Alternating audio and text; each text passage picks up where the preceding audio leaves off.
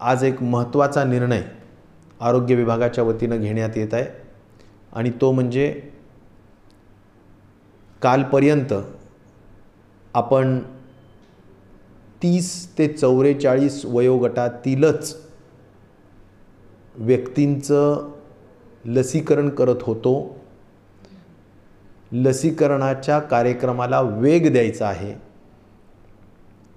आणि त्यामुळे 18 पासून पुढच्या सर्व वयोगटातील वर्गाला आपण लसीकरणाला मान्यता आजपासून देत आहोत।